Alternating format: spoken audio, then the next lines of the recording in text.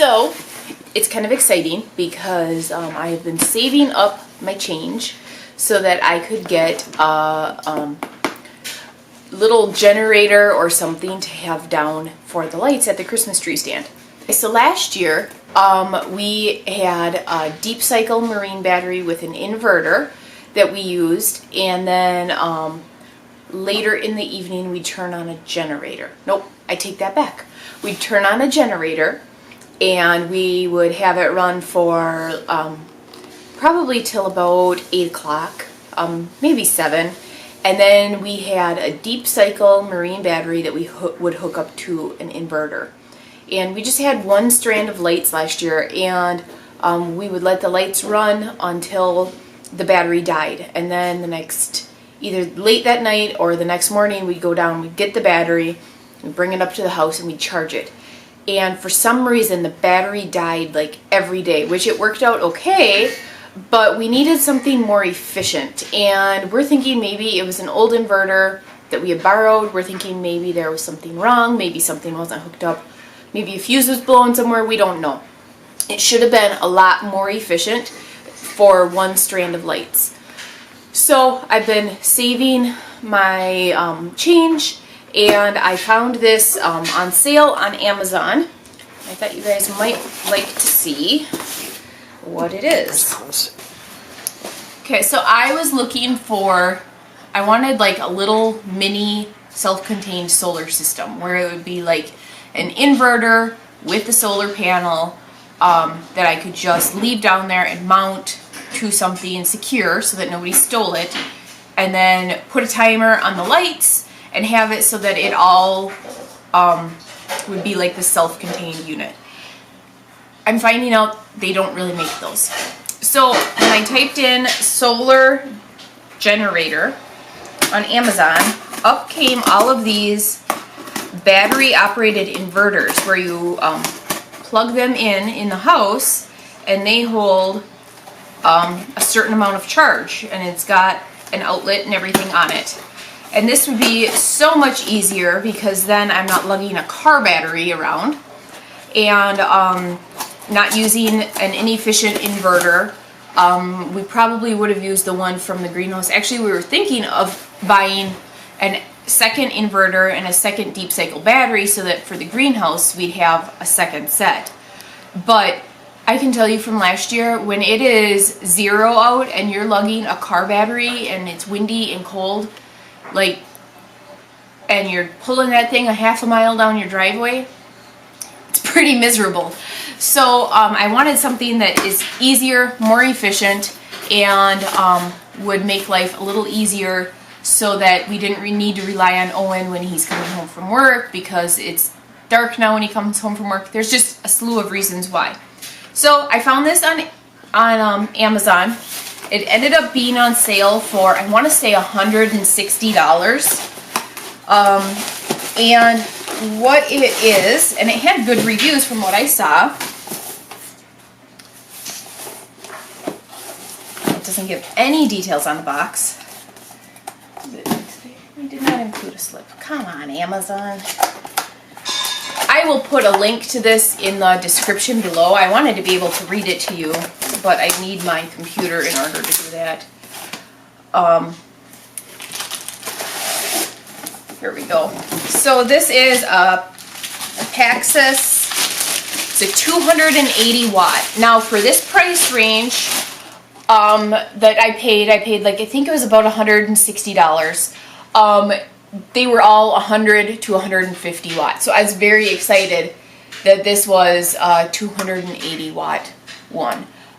This should hold, it should run the lights for a few days worth. Now, with it being cold out, I think that might affect some of the energy usage, because I know that, you know, when your phone is outside and it's cold, the battery goes down a lot lower.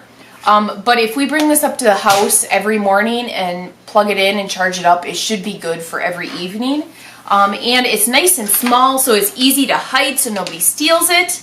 I should be able to mount it somewhere with, like, so that it's secure. And then It's got an outlet here. Now on some of these they had like 3 outlets and that kind of stuff. Really we only need 1. And it has enough output that if I needed to put like a little power strip or something off of it, that should work as well. And it also has 2 USB ports and then these other ports. I'm not quite sure what those kind would be for, but and then over on this side is where you plug it into the wall with. Now they do sell solar adapters for them, but I didn't want to pay the extra $100 for that. Maybe that'll be next year. We'll see how this works for this year. But you can plug it into your car, into your cigarette lighter. You can plug it into the wall. You can plug it into a solar panel. So, and I love that it's nice and small. So I am so glad. So far, this is perfect. Now I have seen where people in the reviews, they were running CPAPs, charging phones when they were going camping, that kind of stuff. But I also saw that people were using it to do like mini fridges. And I feel like if this can power a mini fridge for hours, it can definitely power my lights every evening. So that's what really made me decide to do this. And the fact that it's nice and small. They showed a picture of it with somebody and it looked like it would be easy to carry. And let me tell you, it's pretty light. It's lighter than a gallon of milk, I'd say. So then in this box we have instruction manual, 280 watt instruction manual for a portable power generator. So it doesn't use gas or anything like that. So it says the life cycle is over 500 recharges on this, which will last us a few years if we only use it for down there and emergencies. And here's to recharge it in your car. This is the wall charger, so we're going to have to label this and put it someplace safe so that it does not get lost. It does look like a computer charger. And then we have this thing, and I'm thinking that this plugs into the ports on the other side, and it's probably for things that have cigarette lighter rechargers. I'm not certain. We probably won't use this because our only use for this is for the lights, and I can see us using it, you know, if the power goes out and we need to recharge our phones or something like that.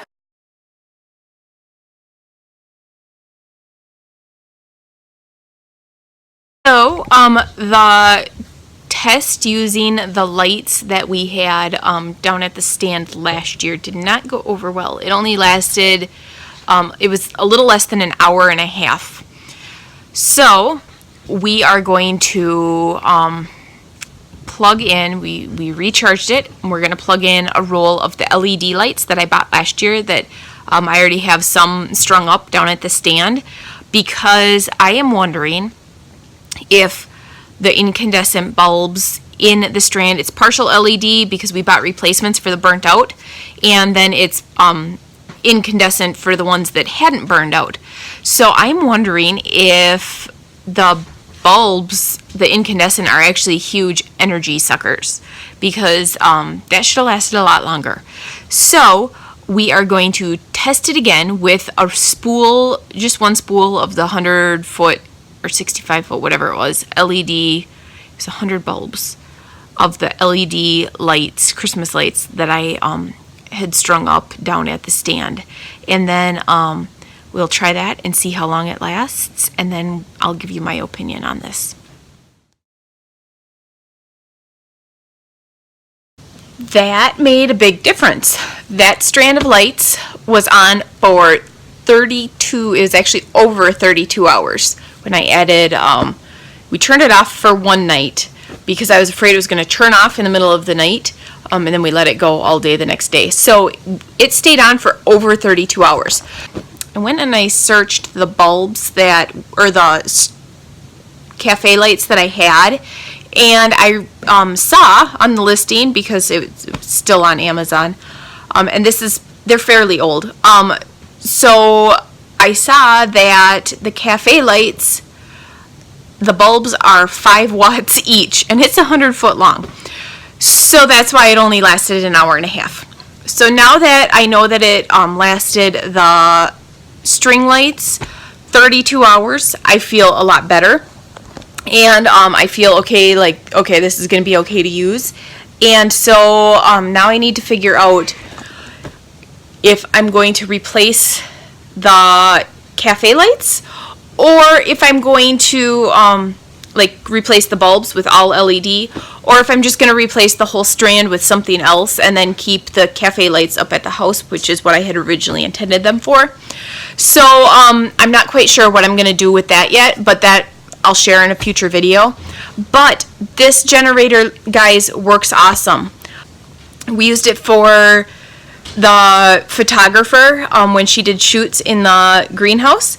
She used it for her string lights that she had on the trees, and didn't even take battery. Like, it was still set 100% when we brought it back. So it works really, really well, and it was pretty affordable too.